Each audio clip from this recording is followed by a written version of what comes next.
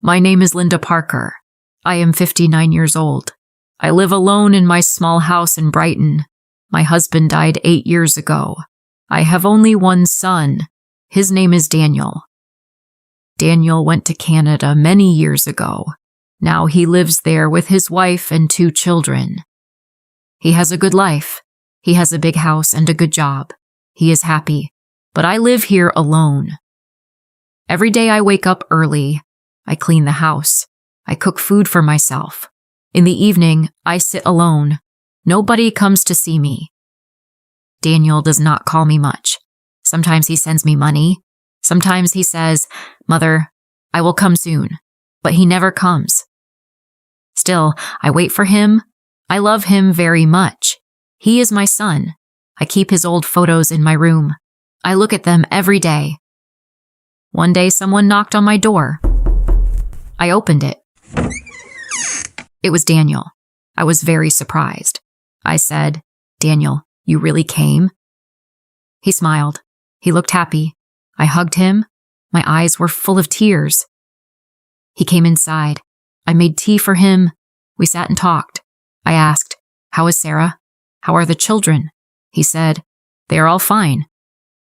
Then I asked, "Why did you come?"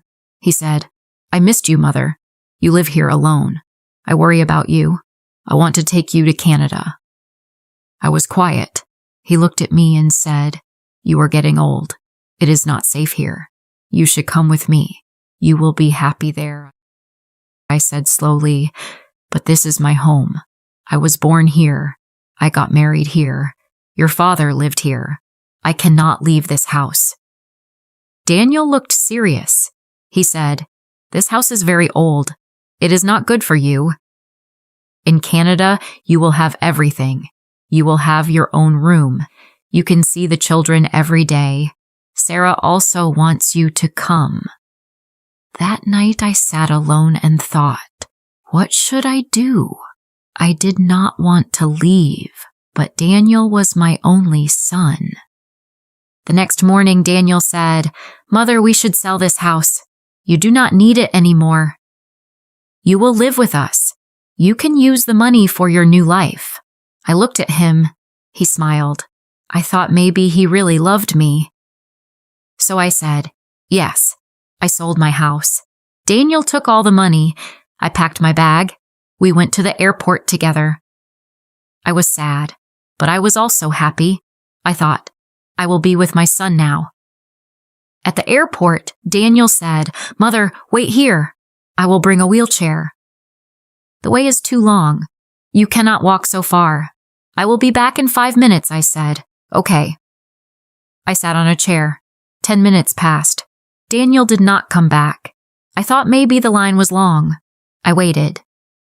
30 minutes passed. Still, he did not come. I felt scared. I looked at the big door again and again, but Daniel was gone. Now it had been 45 minutes. I was still sitting there. I looked at every face, but none was my son.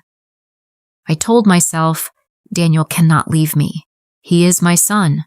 1 hour passed. My heart began to beat fast. Just then, a police officer saw me. He walked toward me and said, "Ma'am, are you waiting for someone?" I said, "Yes, my son. He is bringing a wheelchair for me. We are going to Canada." The officer asked, "Do you have his photo?" I took out Daniel's picture from my bag. I also showed my ticket. The officer nodded. He said, "Please wait here. I will check inside." I said, "Thank you." I waited again. After a long time, the officer came back. His face was serious. He sat next to me. He said softly, "Ma'am, I am sorry. Your son has boarded the flight. He has gone. The plane has already taken off. He did not take a wheelchair. He went alone." I froze. My heart stopped for a moment. I said very slowly, "No, that is not true. My son Daniel loves me. He said he will take me with him." The officer said, "I saw everything. He gave his passport. He entered a plane alone." Tears came to my eyes. My heart broke. I cried and cried. The officer's eyes also became wet. He said, "Some people forget their hearts. I am sorry, ma'am." I whispered, "My name is Linda Parker." The officer said, "My name is Robert Miller. I am a police officer here. You remind me of my mother. She died 5 years ago. When I look at you, I remember her." Then he said, "Please come with me. You cannot sit here. You will get sick. Come to my house.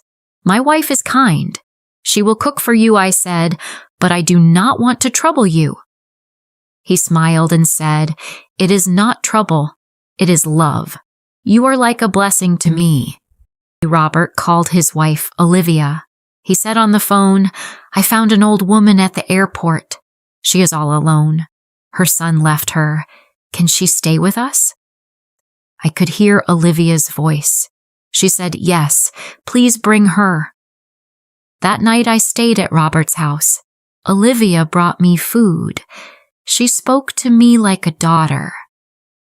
I cried in my room. I missed Daniel. I missed my house. But these strangers gave me love. The next morning, Robert got a phone call. He went to another room. He spoke in a low voice. Later, he came to me. I asked, "Is everything okay?" He smiled and said, "Yes, everything is fine." But I saw pain in his eyes. What I did not know was this. The flight that Daniel took had crashed. There were no survivors. Daniel was gone. But Robert did not tell me. He knew that I still loved my son. Even after what he did, I still prayed for him. I still hoped that one day he would come back. The days passed slowly. I stayed with Robert and Olivia. Robert took care of everything. He helped me go to the doctor. He bought my medicine. He treated me like his mother. His wife gave me respect. Their home became my home. Their family became my family. I only prayed. I prayed for Daniel's soul. I prayed for the children he left behind. I prayed that no mother feels what I felt at the airport. One day Robert asked, "Do you ever think about going back to that house?" I looked at him and said, "I already lost that house, but I found a new home here." Daniel was gone, but I got the son I truly deserved. I feel grateful. What would you do if you were in Linda's place? Tell me in the comments below. If you liked this story, please like, comment, share, and subscribe.